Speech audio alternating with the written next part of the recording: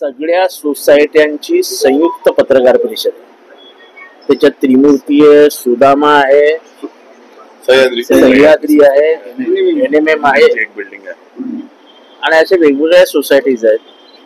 या सगळ्या 1980च्या दशकातल्या सोसायट्या आहेत आणि ह्या सगळ्या प्लॅन पास सोसायटी आहेत. महानगरपालिकेची प्लॅन मंजूर असलेल्या अधिकृत सोसायटी आहेत, त्या काही इलिगल नाही.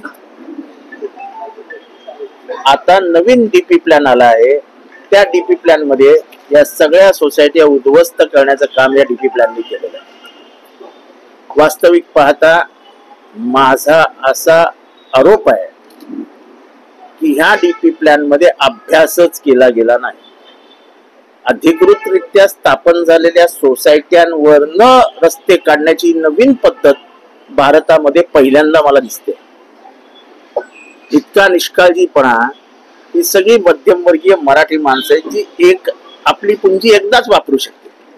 हे काय व्यापारी नाहीत की एक फ्लॅट गुजरात मध्ये घेतला, एक फ्लॅट चर्चगेटला घेतला, तिसरा फ्लॅट पुण्यात घेतला, चौथा रो हाऊस महाबळेश्वरला घेतलं.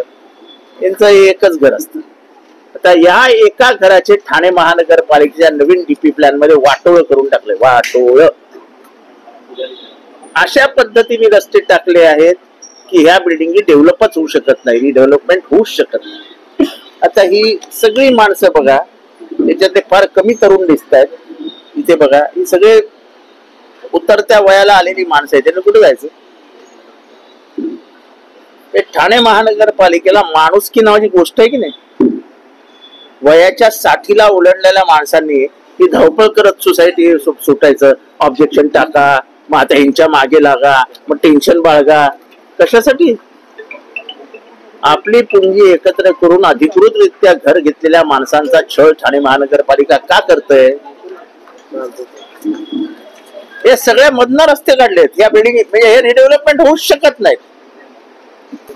आणि प्लॉट छोटे नाहीत. प्रत्येक सोसायटीचा प्लॉट हा 2 एकरच्या वरती आहे.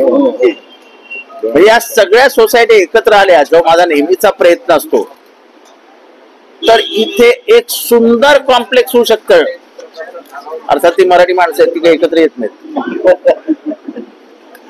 नाही तर सुदामाचा ह्याचा किती रे, सह्याद्रीचा किती एकर आहे? 10,000. 10,000 म्हणजे जवळजवळ 4 एकर,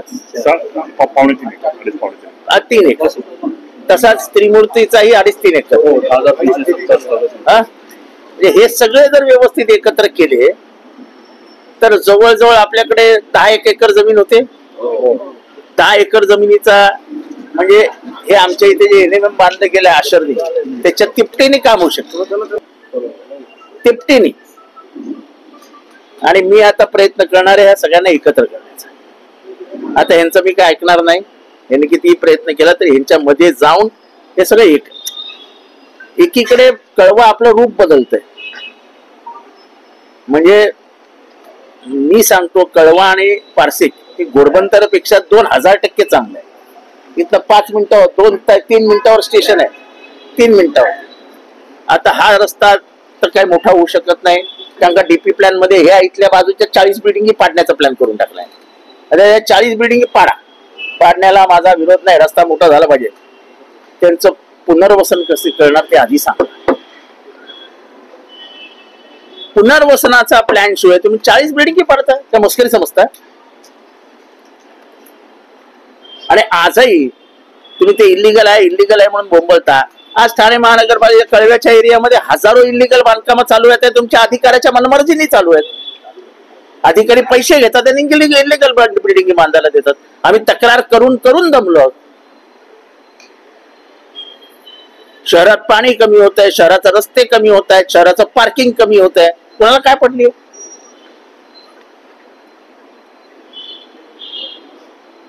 आणि म्हणून मला आनंद आहे की कधीही कुठल्याही कामात पुढाकार न घेणारा मध्यमवर्गीय आज पुढाकार घेऊन उभा आहे.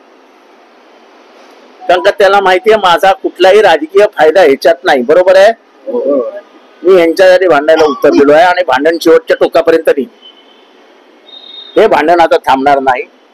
हे काही त्यांचा घरचा प्रश्न नाहीये, पण ह्यांची कुटुंब जर उद्ध्वस्त होणार असेल तर साहजिक माणसं नाराज येणार. आता हे त्रिमूर्ती सोसायटी, कुठे त्रिमूर्तीवाले हे, यांच्या मागे 14 गुंठ्याचा प्लॉट आहे, तो महानगरपालिकेने खाऊन टाकला. कोर्टाने ऑर्डर दिले तोडा, कोर्टाने ऑर्डर दिले तोडा. तिथे एक इल्लीगल जिम आहे, स्वतः महानगरपालिकेने लिहून दिलंय इथल्या सहाय्यक आयुक्ताला निष्कासित करा. डॉन कोण बसलाय तिथे माहित नाही, कोण हा दाऊद इब्राहिमचा कोण पंटर बसलाय मला कळत नाही तिथे, की एवढे घाबरतात.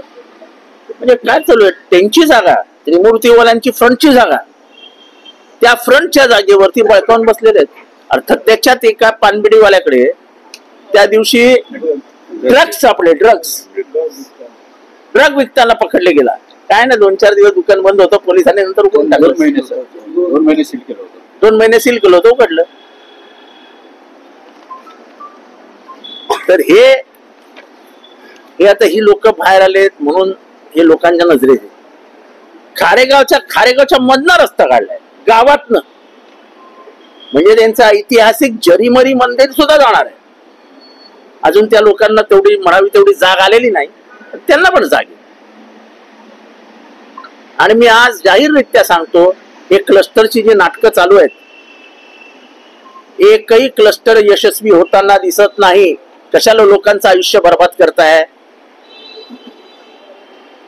क्लस्टरमुळे सारे थांबली आहे. आणि क्लस्टर साठी तुमची माणसं आणायची, त्या बिल्डरच्या हातात ते क्लस्टर द्यायचं. असं क्लस्टर देतात येत नाही. आम्हाला द्यायचं असेल त्याला देऊ ना. कोण हा सुगी, कोण कसं काय येतं आणि क्लस्टर घेऊन जातं? त्या अख्ख्या खारेगावमध्ये लोक जाऊन सांगतात, ए काय करायचं ना, क्लस्टर येणार आहे, हे काय बोलणार, क्लस्टर येणार आहे. अरे काय क्लस्टर येणार आहे, कधी येणार आहे? आणि एवढे 100 एकरचं क्लस्टर डेव्हलप करायला माझ्या पंतूला प्लॉट मिळेल. अरे मी माझं आयुष्य घातलंय, चांगल्या घरासाठी मी माझं आयुष्य घातलंय. मी जिवंत असताना मला 3 बेडरूम हॉल किचनचा जर भर पाहिजे असेल तर या माझ्या पंतूला मिळायला फायदा काय? बरोबर आहे ना काका? मी जीवन माझ्यासाठी जगतोय, मी न बघितलेल्या पिढीसाठी जगत नाहीये. मी न बघितलेल्या पिढीसाठी तुम्ही जगा. पण मला वाटतं की सगळ्यांच्या मनात असेल की आम्ही जिवंत आहोत, आमचा नातू जिवंत आहे, त्या नातवासाठी तरी होऊ दे. पण त्या नातवाच्या नातवाला मिळणार असेल तर मी काय फक्त अरे बंद करा, समोर बिल्डिंग दिसत आहे, त्या 100 वर्षानंतर येणार आहे आणि त्याच्यामध्ये माझ्या नातवाचा नातू राहायला येणार आहे. अरे कमीत कमी दररोज एक पिक्चर तरी दाखवा इथे येऊन की असं असं होणार आहे 100 वर्षानंतर. काय मस्करी लावली यार गरीब माणसाची. क्लस्टरचे ठोताण हे जे काय राबोडीमध्ये चालू आहे, वागळे स्टेट मध्ये ठीक आहे, स्वतः मुख्यमंत्री आहेत त्यामुळे एक बिल्डिंग चालू आहे, काय ना काय चालू आहे. बाकीच्यांचं काय करायचं? बाकीच्यांचं करायचं काय? दादागिरी. क्लस्टरच्या नावाने दादागिरी सुरू झाली ठाण्यात. क्लस्टरला विरोध केला की घरी रात्री पोरं घुसतात.